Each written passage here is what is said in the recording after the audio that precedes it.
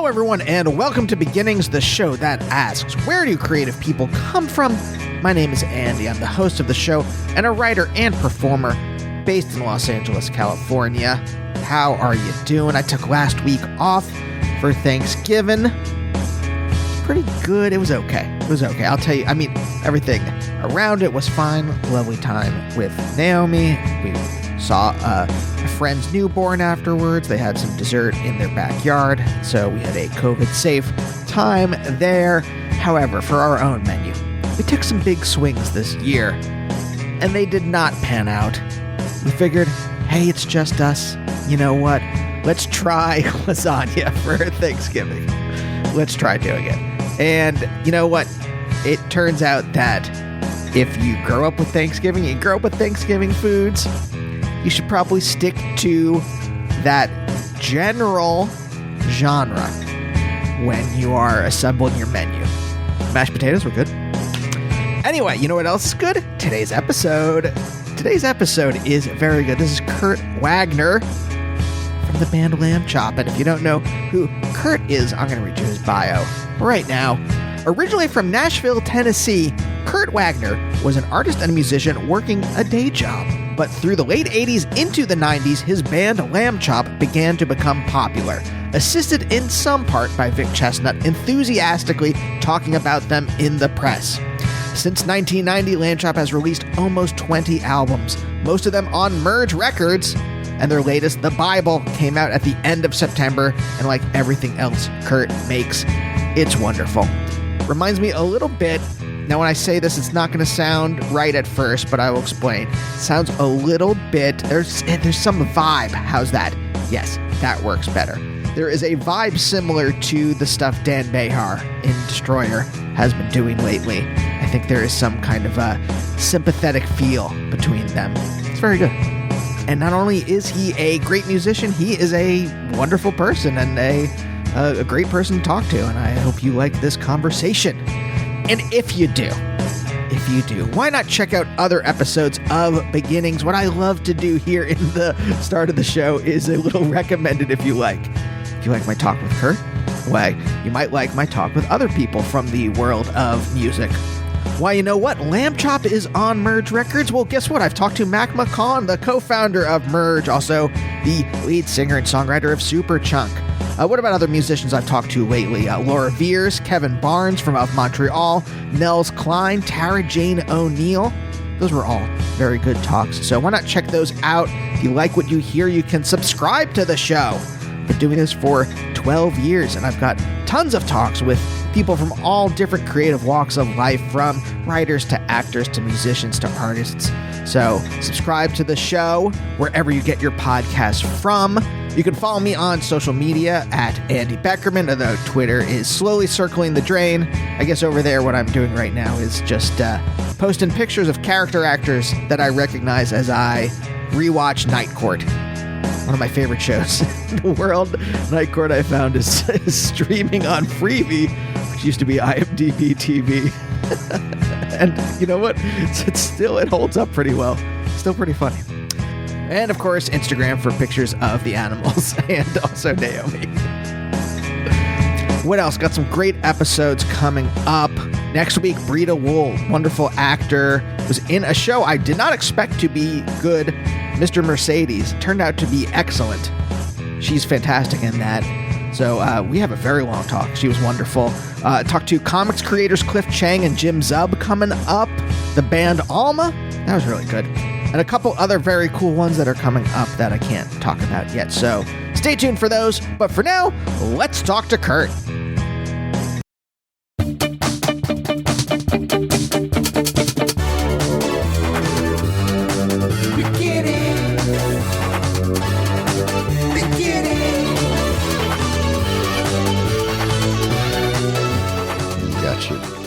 You got your cat. We got a cat here.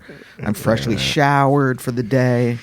Wow, that always helps with the Zoom, I found. I don't know why. It feels like I am going to a job.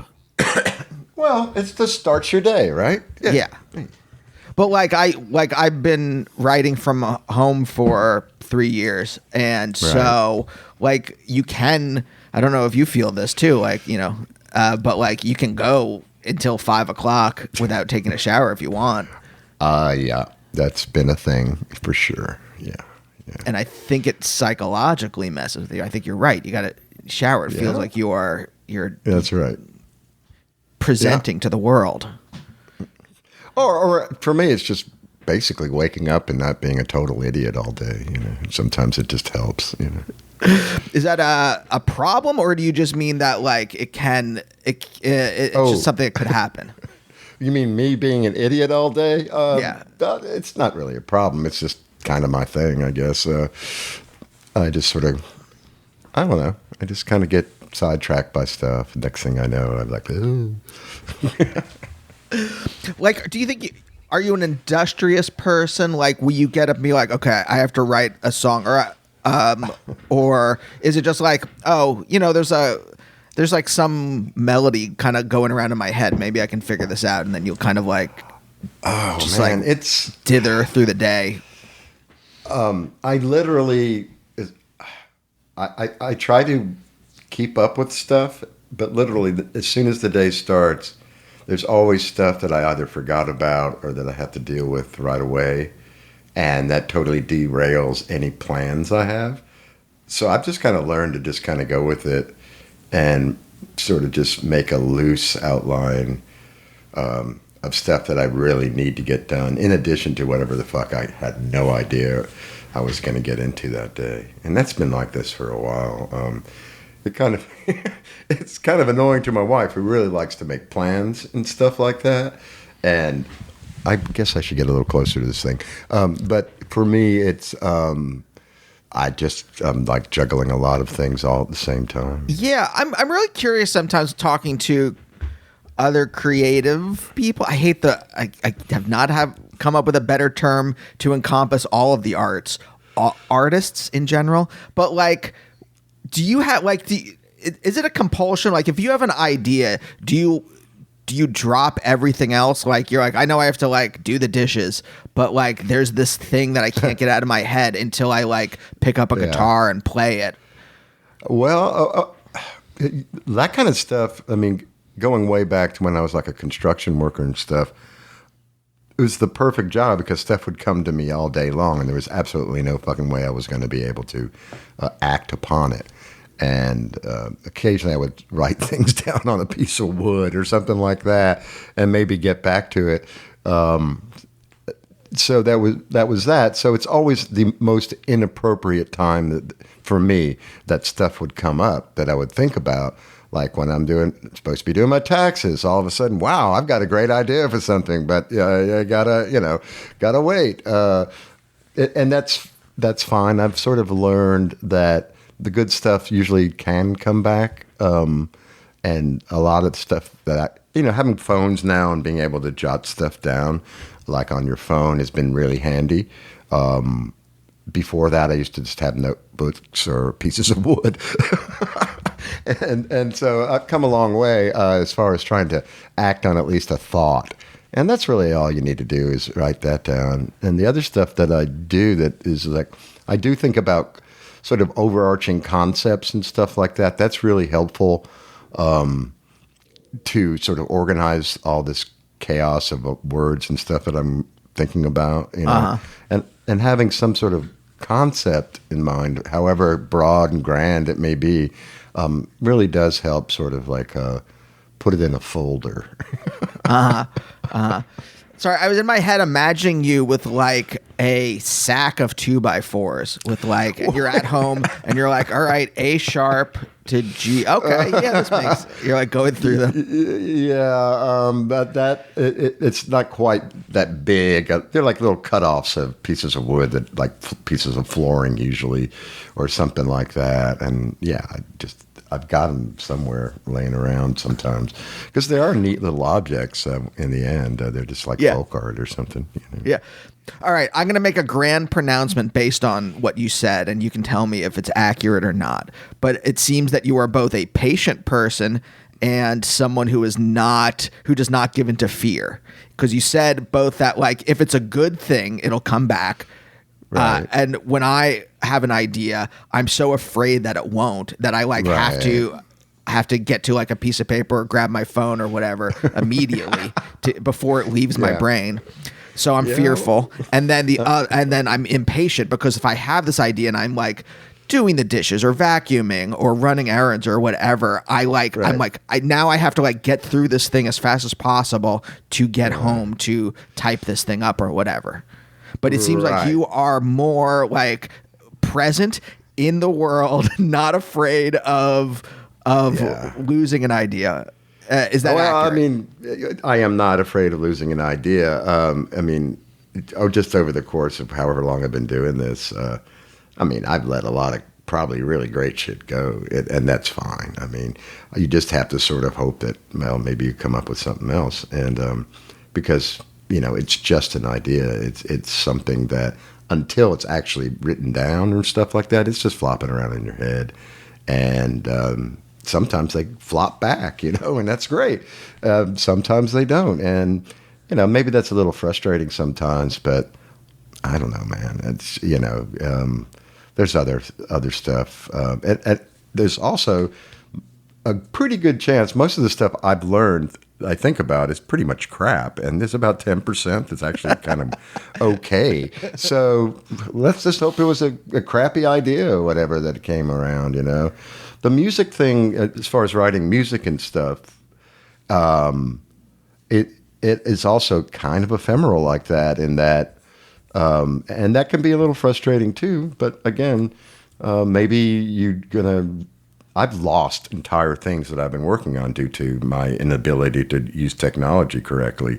And then in the sort of trying to replicate it or try to redo what I did, it actually kind of came out better most of the time.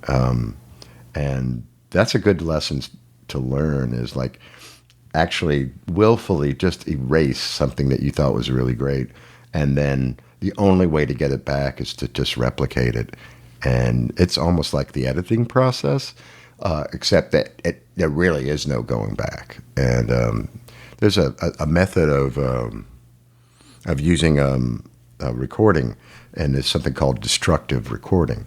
And it's the same kind of thing. It's like you get one shot at it, and then you go over it or whatever, it's gone. That kind of thing. And I remember once we were working on this song with Vic Chestnut and Emmylou Harris. And there's a thing that back in the old analog days, there's a way of recording, but in order to hear what they're doing or something like that, it's destructive and it's high stakes. So the engineer doesn't have a chance to fix it or go back and save it. And that was the way she preferred to record, so she could hear what she was hearing in her headphones in real time as opposed to a playback. And the engineer was just sweating it out. And she was a perfectionist and really knew it. You know, she knew what she was doing, and so she knew that obviously she would put the engineer on the spot. But it was from her. It was all about her perspective and what was making her comfortable. And I mean, after the song was over, I mean, he was just so relieved, you know, that he got through it and didn't screw anything up. But that's another way of really. It's just I'm just drifting off of your subject into nonsense. So. No. It's perfect because it seems like you are comfortable, like you said, with the ephemeral nature of all of this. Now, everything, life, and all of our creative works, all ephemeral. And it's something I fight against all the time, but it seems you are comfortable with it. And I'm curious, have you always been comfortable with it, or is this just something that you have gained as you have gotten older? I think a lot of it has to do with that, but I think even as a younger artist, I learned in like art school and stuff that a lot of times it's about you just have to accept certain things about being creative as part of the process. There are artists that are very particular and don't work that way. I just turned out to be one that did.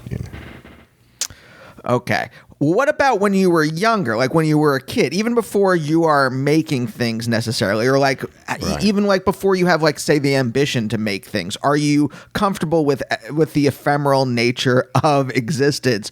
Or is it something that is like difficult for you? Just because like when I was a kid, it was like I wanted everything to be permanent. And like everything had to like, I had to like have it all documented in some way because I needed to like hold on to it like in this like white knuckled grasp. I guess I was a pretty easygoing kid. I was, pretty much, again, just kind of out in my own little world. And so I probably wasn't paying as close attention as you were as a kid because I was always fooling around with something and playing with something and doing something, not really, so concerned with the actual here and now, but more about all these things that were going on in my head, whatever that may be, I had a pretty healthy fantasy imagination thing going on there, and so I was completely content with just entertaining myself, which I'm sure my parents were pretty grateful for. It wouldn't take much. You just give me a rock and a screwdriver and a hammer, and I'll try to chisel out something in it. I mean, I just, it didn't take much, It's, the old joke, like, when I was a kid, I just was happy with a stick and a rock, as a toy, that kind of thing. I was. I was fine. Now, it's just the nature of Nashville in the 60s and 70s that there's not a lot going on. Is it because you were or are an interior person? What is contributing I think it was to that? more about being an interior person. I mean, obviously there wasn't a whole lot going on in Nashville in the 60s. But as I grew older, wow, was that your cat? As I grew older, that was really neat. As I grew older, it just the being in Nashville, I became this young sort of hippie kid. So I was definitely not part of any kind of culture, really, and a bit of an outsider, which a lot of the kids in the counterculture movement that I hung out with, we were all kind of kept to ourselves because you would get beat up or yelled at or things thrown at you if you circulated in society very much. But that wasn't I wasn't forced into that. Like I said, as a very young kid, I was really just, totally happy amusing myself with whatever was around me. Sometimes that would be destructive in nature. I didn't mean it to be, but, I'd find some lipstick and draw on the walls at the rented house that my parents had rented. I had a ball, but they weren't too happy about that, So wait, how did the 60s hit in Nashville? Like I guess what was it like before?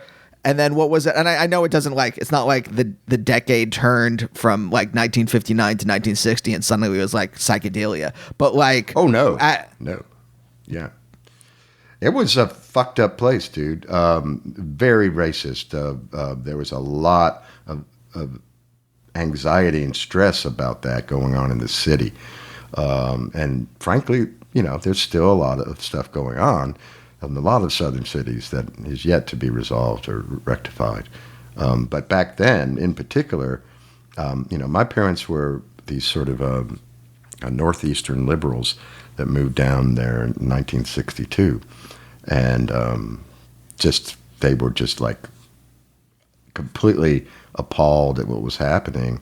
But, they were also an academic family. And so they found a group of, similar thinking people. They were using the Unitarian Church here as sort of a meeting place between that and the Friends, the Quaker people. So that was sort of where a lot of sort of this activism per se was going on. And I was just a kid going to Sunday school there and sort of growing up watching sort of these major kind of events unfold. And there, I have a lot of memories of that kind of stuff, like getting taken to little protest marches or these powerful speakers coming to Nashville, all the greats. And because Nashville was sort of a pivotal area in the civil rights movement, and so it attracted a lot of interesting things going on here. So it was fascinating from that point of view, but the city itself was pretty hick, pretty hillbilly, kind of not very sophisticated, a lot of rednecks, and a lot of people who went to church. It's usually like the first question people would ask when they would meet you is like, hey, what's the second question? First one is, what's your name? And the second question is, what church do you go to? Yeah. Have you thought about, like, you're what, like 6, 7, 8 when everything starts to, as far, again, solely through watching documentaries or talking to people on the show, have I pieced this together. But like you're just forming as a person as everything is kind of like churning in culture, especially where you are. Like, have you thought about ever like how that kind of like pushed you in any certain direction, if at all? Well, I mean, I've always believed that, your environment, shapes who you are as a person. So, I mean, I just accepted that was I am the result of that environment and what happened around me. And pretty much that's what I do as a writer, is reflect on that. Not necessarily that period of time. It could be the here and now that we're speaking right now. To me is also of interest. But yeah, I mean, it obviously that had a lot to do with it, made me the person I am. Same way your environment probably made you who you are. Yeah. Was the decision to become an artist formed in this kind of like, again, I have this like idea in my head, and it's probably inaccurate in some way, but that there was like some kind of like break in culture or some kind of like paradigm shift around this time. And because you like, I think of your culture. Yeah. Like your dad is a biochemist, right? At the time, right? Yeah. I think to make that break in the same way that I had to like make a break with my parents having kind of like what I'll call normal jobs in quotes. Right. Like a lot of stuff had to happen for me to be able to like break out of like their desires. And I'm wondering if like this period helped you break out of that, if at all. Maybe you didn't have a problem. Maybe it was just like, I was just like everybody else, there was a point, it became obvious I was not equipped for the academic path that I would have followed. Just wasn't very good at math and that kind of stuff. So the sciences were sort of off the table. And so there was some concern, what is Kurt going to do? But they also noticed that I really took to writing and art and drama and all these different other things. So they encouraged me to, sort of pursue that by default. I mean, essentially, this is an odd story, but because my father was a professor at Vanderbilt, I was able to get a full scholarship to Vanderbilt, unless I did not meet the qualifications to get into Vanderbilt. So it comes time for the SATs or whatever they were called, ACTs or whatever, to come in, and my dad sort of gently says, you really don't have to ace this thing, if you want to go to another school. So I took that advice to heart and stayed out till like 3 or 4 in the morning, got pretty trashed, stumbled in there at 7 and just bombed, on the test. And boom, just like that, I was able to go to art school. It was probably a little unethical of me, but, it was what I wanted to do, and we certainly couldn't have afforded for me to go otherwise. So that's an example of that, and an acceptance of that. But I think later on, and it took a while, I think, for particularly my dad to recognize, even when I got out of art school, he goes, well, really, what are you going to do now? And I was like, I don't know, I'm going to be an artist and, work construction and stuff like that. And that was not the kind, he wanted better for me, obviously. But I think over time, in a lot of conversations, he started to realize that what I was doing was not so different from what he was doing. He was a research scientist. He was looking into discoveries of ideas and concepts and unknowns. And I was doing the same thing. I just wasn't using science as my medium, And when he started to see that, I think he got a little bit, what I was doing became a little more legitimate to him. Although he really didn't get what I was doing. I mean, who did? It was pretty odd stuff. It still is. But in the end, I think that's the connection, between those two things, that we had that part of our mind wanting to do that kind of work. Yeah. Do you know what his area of research was when you were growing up? Wow. It was enzymes and proteins and stuff like that. I think he, at some point, discovered a few enzymes and stuff. And later in life, just like a year and a half, 2 years ago, maybe, he decided he'd come up with this idea of how to remove carbon dioxide from the atmosphere with a very small device that you could put in a car or on a plane or a bus or something like that. And it was a very simple idea that nobody had really come up with yet. So he worked on that and got a patent for the dang thing. I think that I think that the way the energy thing is shifting now, they may be shifting away from that type of thing, and they're going with more other ways of reducing carbon monoxide from the atmosphere, like electric vehicles and more reliance on solar and wind and all this stuff. But the fact that he was still thinking about that and still had the wherewithal to try to do that was pretty remarkable. Yeah. Yeah, I love that. I love that there, like, maybe even if, and you can tell me if this is true or not, but like maybe even if you're not seeing him actually build things or engineer when you're younger, having that kind of creative science, like I used to teach philosophy of science, and the creative part of it is huge. It's not just like some people are just doing research and they're just like, well, I got to have a laser go into this thing and I'm just taking down numbers. But a lot of it is like you have to think through how to design the experiment, what the results of that are, how to even like engineer a thing that could like say scrub CO2 from and all that is creative work and engineering and working with your hands. Yeah. I mean, he hung out with a remarkable gang of dudes that were colleagues of his or friends of his, 2 Nobel Prize winners, that kind of stuff. So he was in company of all these kind of big thinkers. And that was a pretty, that just shows the kind of squad he was hanging out with. And he just never quite had the big idea or was part of the research project that ended up being recognized in that way. But, I mean, these were the kinds of conversations he would have with his friends about these big, creative, amazing ideas.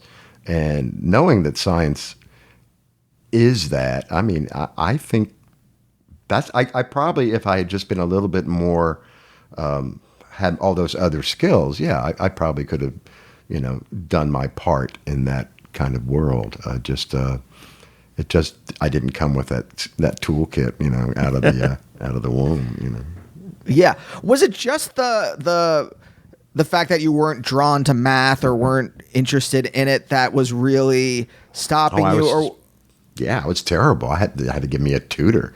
And there was also, I found out later in art school that I was actually dyslexic. So that was a hindrance for both reading numbers and remembering them and writing them back down. I would screw up a lot of stuff just by that alone. And it also hindered me from public speaking, and reading aloud was very difficult for me. But that wasn't ever recognized. I just kind of faked my way through And being able to write and correct myself was helpful. So a written thing I could get away with. But it turned out that it's actually still a very a challenging part of what I do as a singer, songwriter, dude. The fact that I have to basically recite words, I've worked really hard at it, and I'm still. It's a work in progress. It always will be. Yeah, I asked because, like, I'm trying to figure out on the show, like, what are the things that like push you in certain directions or push you away from other things, right? Mm-hmm. Right. And if you have this kind of like aptitude for creativity, right? Well, the like your dyslexia maybe pushes you away from certain things and pushes you into something else where that aptitude can flourish. Yeah. I think I was just doing it in spite of myself. It wasn't so much that it was pushing me away from, say, math, because it certainly was a hindrance in the fine arts as well. I just didn't. I found a way to work my way through it. So it wasn't that so much, but it certainly did help that I didn't do well in that. So I wasn't encouraged to move further with it. So I guess then what was so compelling about making things, about art or visual art at that time, that was like pulling, it was like, even though I have this, I have dyslexia, I'm going to, or like, whatever you thought it was at the time, right? Well, I didn't even know what it was, I swear, until I was way older, like in art school. I mean, prior to that, I went through the school system and, did well in some stuff and not in others. Didn't really try to figure out what that was. Nobody cared back then, Nobody even really discussed what that was or even was a thing, Not in the 70s. I'm sorry, I probably drifted away from what you had asked me, though. What was that? No, I was just curious. Was there something compelling you? Or was it just that, at this young age, I'm good at this thing, I'm not so good at this thing, so I'm just going to like move in the direction of the thing I'm good in? Exactly. That was exactly what was going on. Or I enjoyed it. Mainly, I think it was about enjoying myself. And somehow, I thought, well, maybe that's how I want to live my life.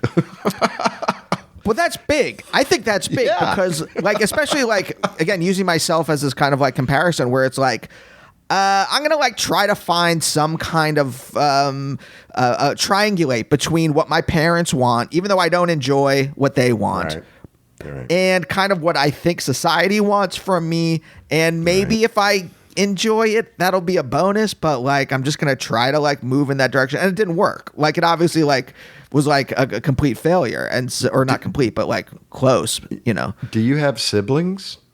I have a sister. I have a younger sister. See, I had an older brother, and it was interesting because of that, I think they would, they would place their bet on hopes and dreams on, of course, what he was doing, and I kind of got off a little lighter because I was a younger child. So I think there's a lot more of that kind of crap going on with him and expectations for him, and he was, a brilliant student and went about his own thing, but we were completely different when it came to being a creative person. Oh, that's so interesting that it is about sibling placement. That like, and I think it has something to do with it. Yeah. Were you the oldest or youngest? Yeah, oldest. So all the expectations went on all me. That stuff you're talking about, it's on you, dude.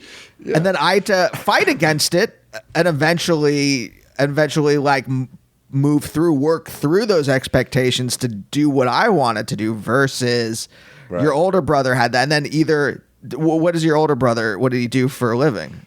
Well, he got, first he started off as a philosophy. He wanted to get a PhD in philosophy. And then he just made this abrupt 360 and turned around and just got his MBA and went for the money. And so he and made himself completely miserable.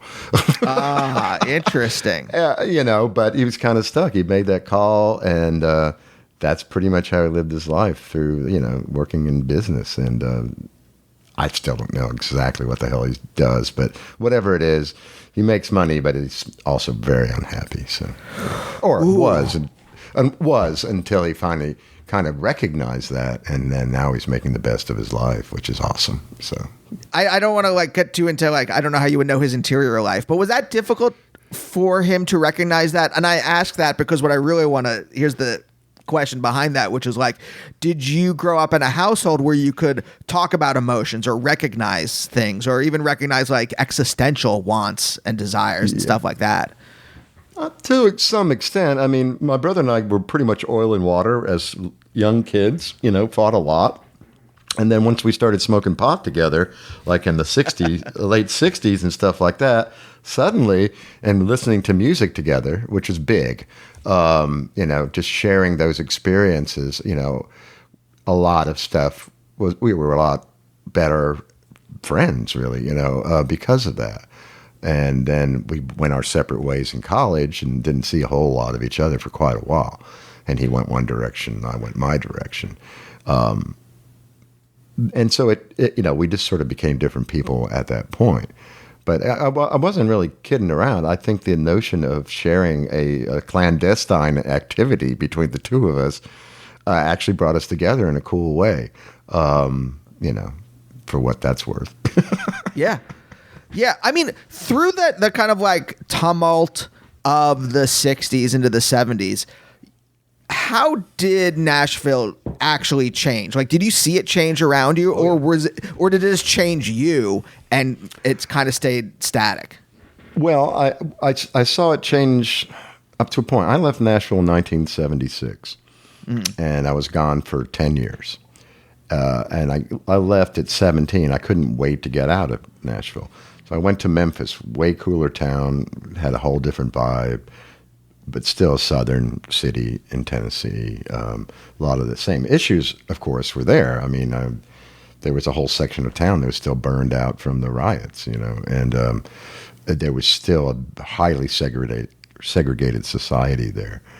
And so I would, periodically make my way back to Nashville on and off over those 10 years, and I would see these changes, but from afar. And usually when that happens, those changes are a bit more dramatic than if it's happening around you. It seems to be more incremental and slow, and you don't really quite notice it, and it's just sort of happening. But popping in every now and then and seeing that was pretty, stunning sometimes. And then I think about 8 years ago, Nashville underwent this insane transformation into the place it is now, which is there's no resemblance to the city that I knew as a child.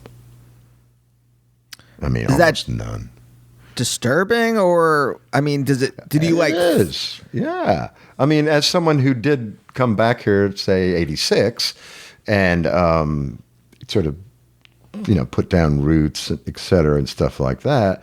And then everything was pretty great all through up into the 90s and 2000s. Things started to get a little different. It was kind of all good, like I said, to about 2010 or something. And then it just exploded. That little town that I've enjoyed and found to be a great place to be the artist that I was, a recording artist. All the facilities, everything was here. Recording studios, record plants, publishing places. I mean, every aspect of the thing, it was in a mile of my house, and it was my little secret. It was like I could function here as an independent artist because it was all here, and I didn't need to be anywhere else to do what I do. And that was very reinforcing, And then once it changed, now it's a whole different place, and everybody knows that secret, and everybody moved here because of exactly those things, its location, to both the live music industry and the recording industry and the music publishing industry, et cetera. It's like just packed with people now from LA and New York or wherever. Yeah. Because it has has that infrastructure. I'm fine with it. I kind of sticking it out for a while here, but it is, it's not a very livable place anymore for the average person on an average income. It's pretty.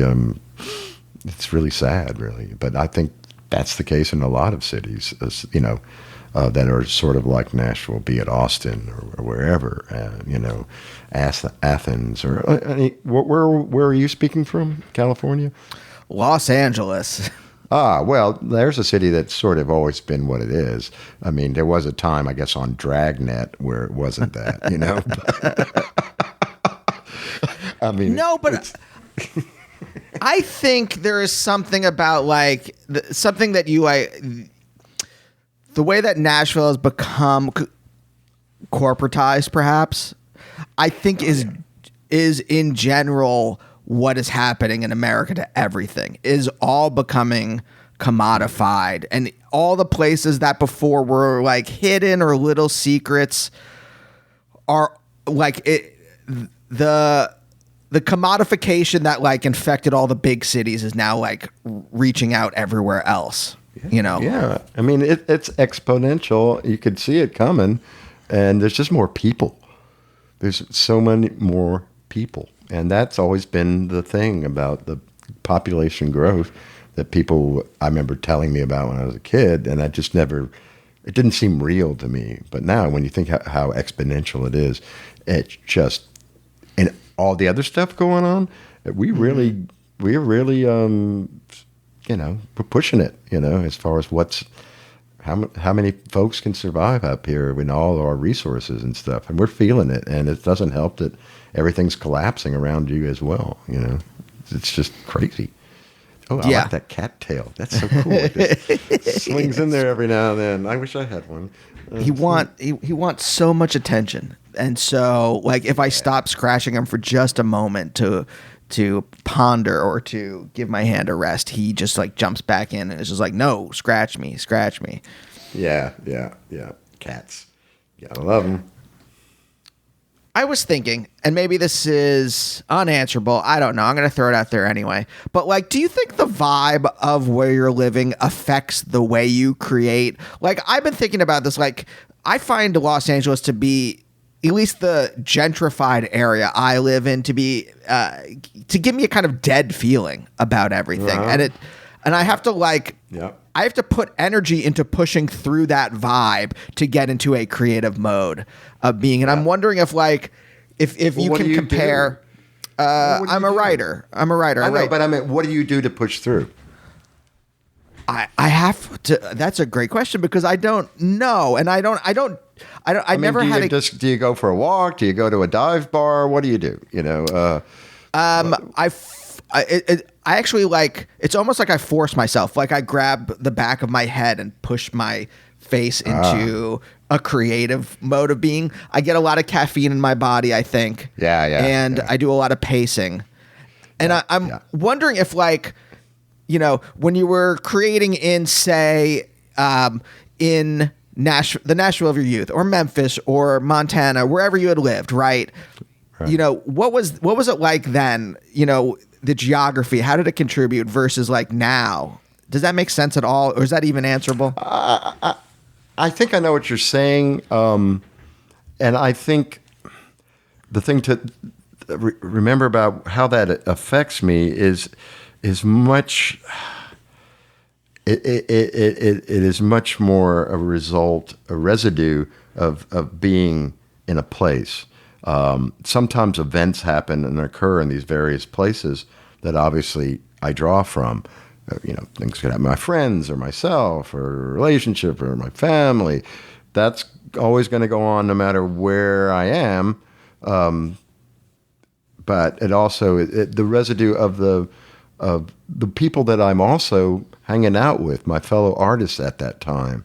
That's a big part of the world that I live in. I have a huge group of people that I know that are insanely talented, gifted artists of all ages and stripes and reputations or not. And just having creative friends in your life, one, makes you feel like you're not crazy and you're not alone. And two, it's supportive in a way, knowing that you want to contribute and you want to rise to the same level that these people are also trying to achieve. And it's very inspiring. And that happens when you move to different places. You find a new group of like-minded individuals that are inspirational to you. Yeah. Yeah, that's a great point. That the more that I try, and I recognize that, the more that I try to be interior and on my own, the more difficult it is to write versus when I know that there's other people around me and I read their stuff and it inspires me to try to be better. That's the stuff that is, that's great. So do you remember when you actually formed the decision, you wanted to go to art school?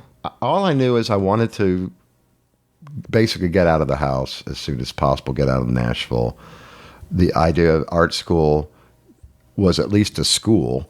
So my parents were at least happy I was applying to it. I got in and, managed to flunk my way into it. And then, and then that was good. I mean, once I had sort of decided that I needed to do something and this was the path out, I was all in, because I was into drawing and doing all that stuff anyway.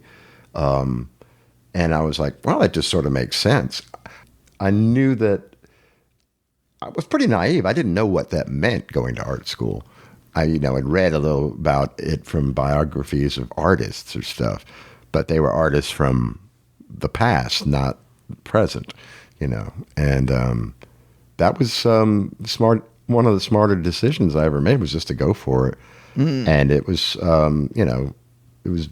it was very intense. The school I went to, out of let's say the class was 100 people the first year. By the end of the first semester, 50 were gone. Just couldn't handle it. Jeez. And then by the end of the first year, I'd say another 30 dropped out. And then it was that kind of like going to military school or something, and you're just going to wash out, or to be a pilot. And then if you stuck through it there, I think in the end there was like 15 people in my original class that actually graduated, from 4 years of that. So it was intense, very, and I took to it really well. I wasn't necessarily the greatest artist there by any means, but I learned that I had a mind, and that was almost more important than talent, and the will to do it. The talented people, the most talented people at that place, a lot of them just washed out because they just couldn't take criticism. The others just didn't get anything out of it. They were already developed as artists, so they just got out and did what they were going to do anyway. And there was a few guys like me who went on to grad school because we got a lot out of it, but weren't necessarily the most naturally gifted draftsman or something like that. Mm-hmm. But I had these ideas, and you can learn to be a good draftsman.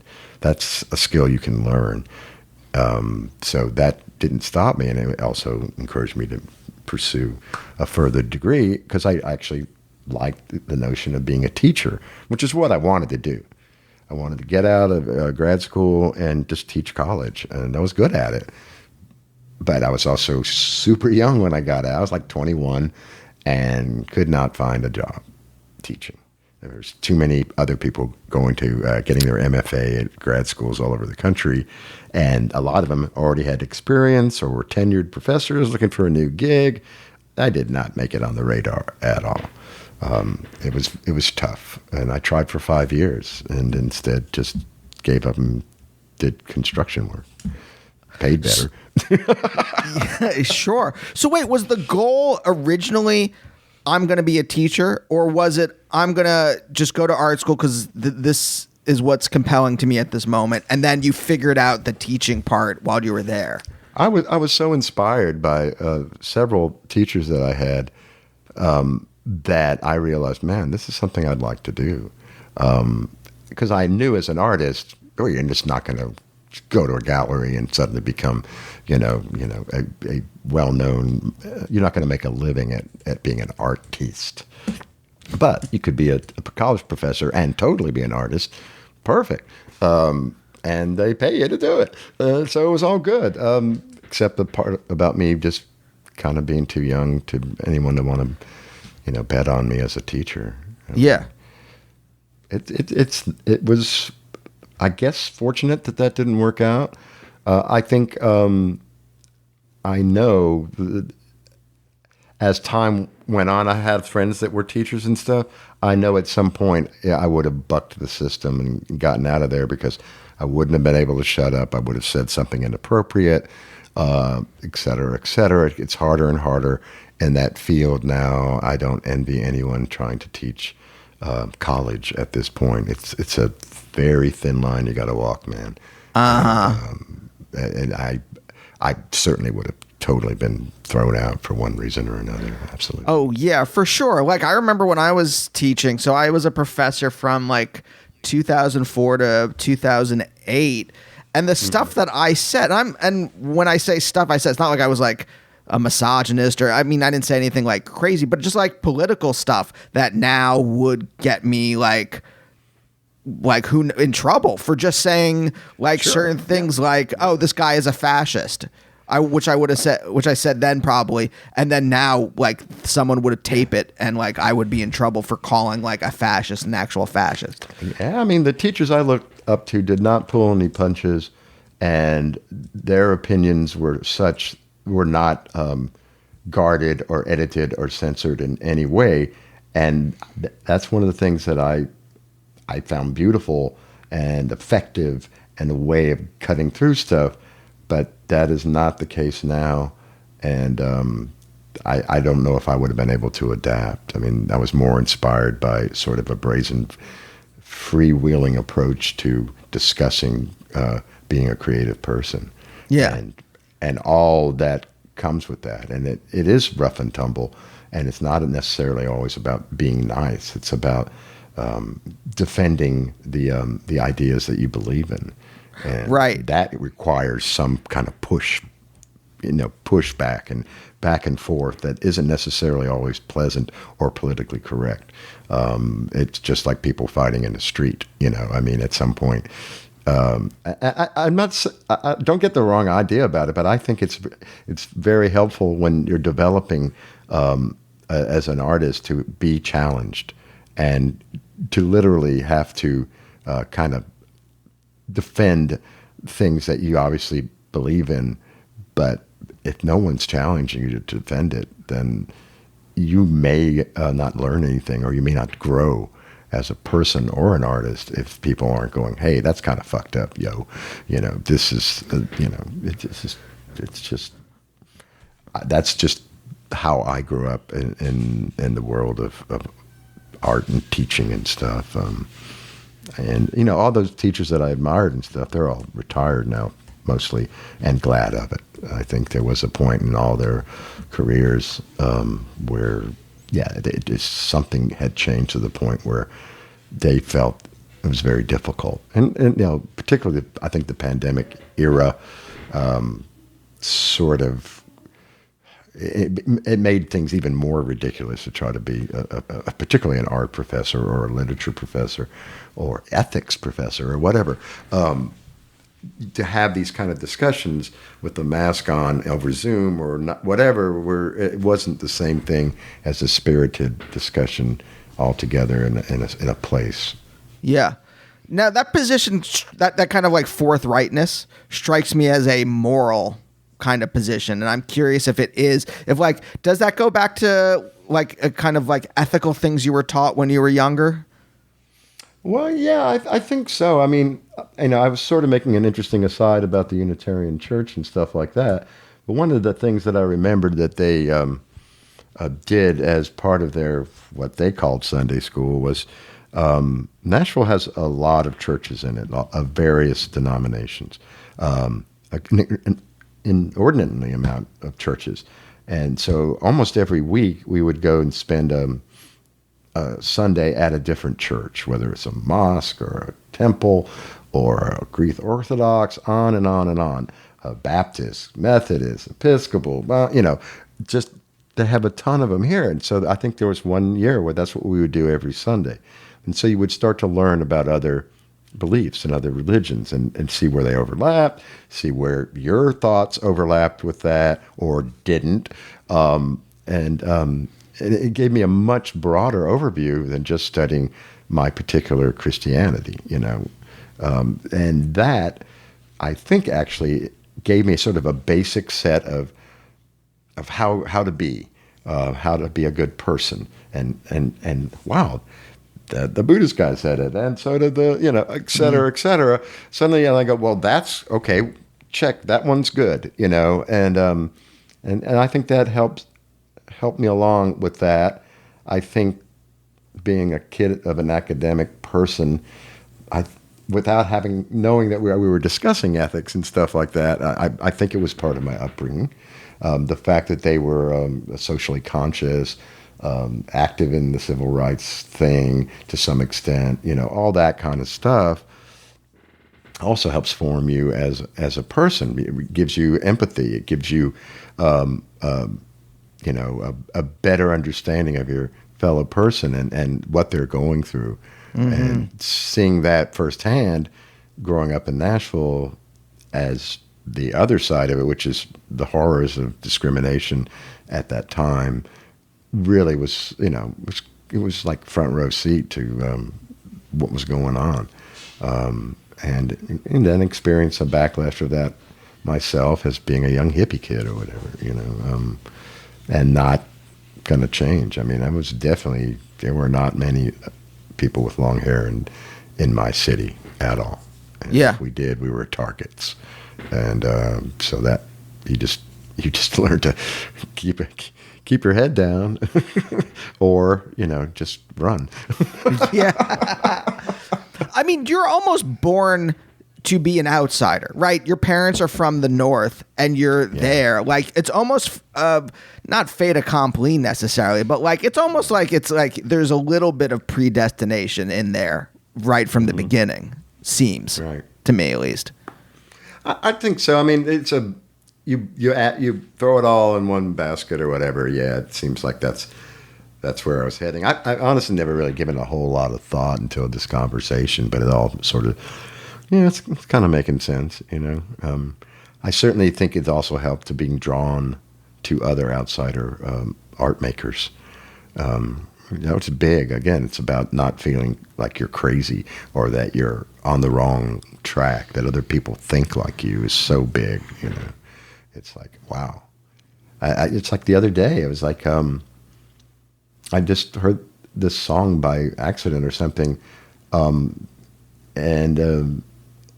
I was just like, this person's probably 20, 21 years old, and yet they sound like we totally are thinking the same way, musically and lyrically. And I was like, it's really cool to see, that that there's still people like that. Because I wonder, am I like the last of my kind? Is there another way? What I'm doing going the way of any other kind of musical genre after a certain period of time? And I'm curious. I don't know. I think it's still alive. It's certainly not probably anywhere near mainstream anything, but someone's compelled to make that kind of music or write those kind of words is really cool, and it's good to see. Yeah, I think there are people. I definitely like Carson McCone. If you've heard her, I think there's definitely in the same vein as you. Yeah. This guy's name Sun June. I know nothing about him. I'm finding out about him. I wrote him and told him I dug the song, but I think they're in North Carolina actually. But there are people out there, and there will be. There's this band Friendship. You heard of them? They're a merge band, and the fellow Dan Riggins, he's actually at the Iowa Writers Workshop. Boy, somehow I can't talk. But I went and actually visited him on my way back to Minneapolis just to hang out because I find him really interesting, and I love his writing. And I just sat in like all of his kind of grad student poetry buddies were having a birthday party behind a bar, and I just sat in a group with them and just gave them all kinds of shit about, what they were doing.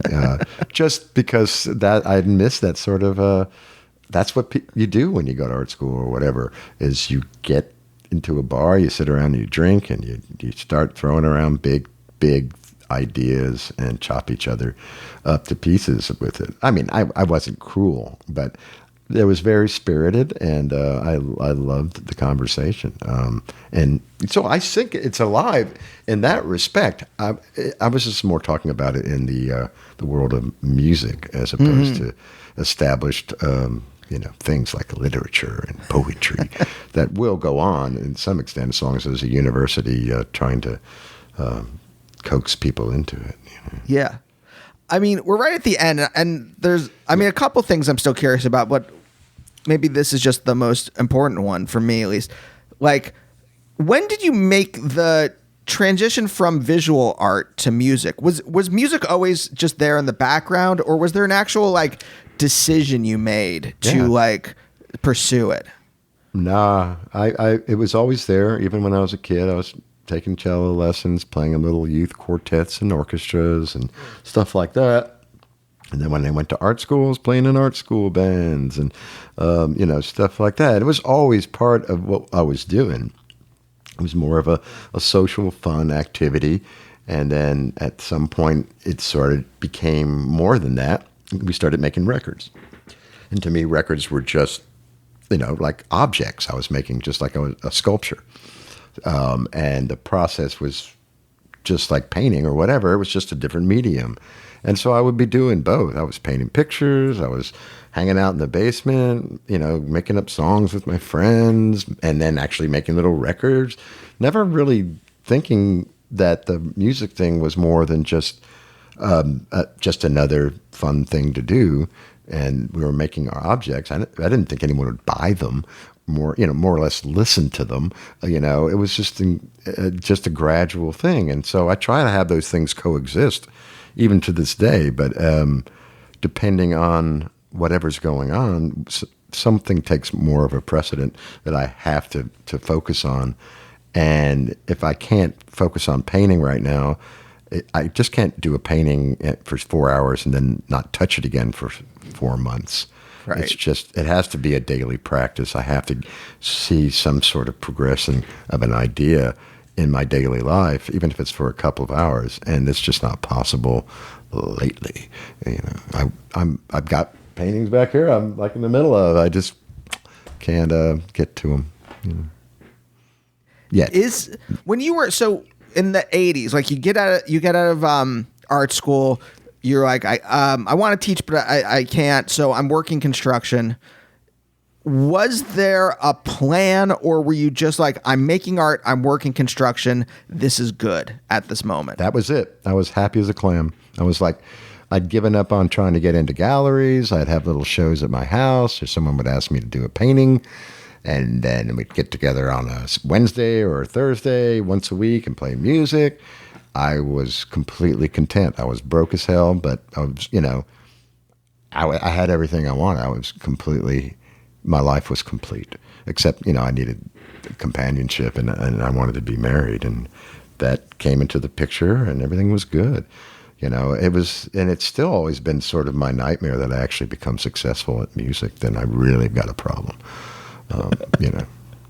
Yeah, no, being here in Los Angeles, I see it. I'm just like, I know what the level is where you go above that and it's actually dangerous. And you're like, okay, so I know I want to. Yeah, no, it doesn't look any fun. It looks like a nightmare. Well, it totally. So I'm kind of counting on either aging out or just passing out, one or the other. Oh my God, Kurt, that actually seems like a nice place to end then. Probably so. Thank you so much for joining me. I really appreciate it. Yeah, this was fun, easy. Thank you so much. It's been great. And we'll see you next time. Bye. Bye, oh bye, oh bye, oh bye, oh bye.